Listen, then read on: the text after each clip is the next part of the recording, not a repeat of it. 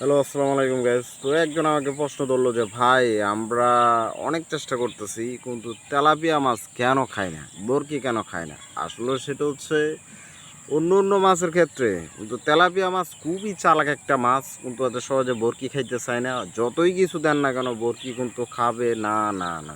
আর যখন খাই তখন খায়, আর বেশিরভাগ কিন্তু খায় না। আপনি যত কিছুই দেন না কেন বরকি কিন্তু খাবে না।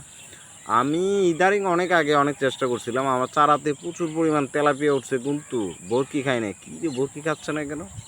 তো আমি একদিন সিস্টেম করলাম, দেখি তেলাপিয়া কীভাবে ধরা যায়। কিন্তু তেলাপিয়া ধরতে গেলে অনেক কষ্ট আছে, কিন্তু তেলাপিয়া এত সহজে বরকি খায় না, কিন্তু অনেকটা কষ্ট হয়ে যায়। তো বাট চিন্তা করলাম যে কেমনে ধরি, তেলাপিয়া কেমনে ধরা যায়। তো ভাবলাম, তো পিঁপড়া ডিম ছিল আমার থেকে, তত্ত্বজা ডিম ছিল। তো আমি এগুলো আস্তে আস্তে ঘাতলাম, ঘাতার পরে মারলাম। খায় না, অনেকক্ষণ খায় না ভাই, বরকি তো খাচ্ছেই না। মানে অনেকটা কষ্ট হয়ে গেছে আমার। তারপর কিছুক্ষণ পরে দেখি যে ধুম করে বরকি নিয়ে ফেলছে। মানে অটো ধুম করে বরকি নিয়ে ফেলছে। কী দিই, তেলাপিয়া তো বরকি খায় না, এখন কেন খালো? পুরি দেখি যে 1 কেজি 700 গ্রাম পাই তেলাপিয়া এটা।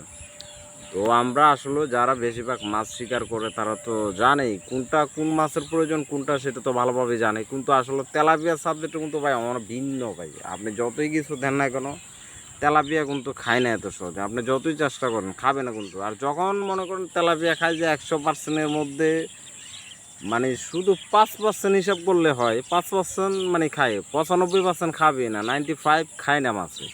তো সেই জন্য ভাই আসলে তেলাপিয়ার বিষয়টা আমি, অন্য অন্য মাছের বিষয় যদি বলেন সেটা আমি অবশ্যই বলতে পারি, কিন্তু তেলাপিয়া মাছ খুবই চালাক একটা মাছ, কিন্তু ধরতে অনেকটা কষ্ট হয়ে যায়। তারপরে আমরা অনেক কষ্ট করি তেলাপিয়া ধরি। তারপর সেটা তো আমি আমার ইউটিউবে তো আপনাদেরকে অবশ্যই দেখাইছি বা বলছি।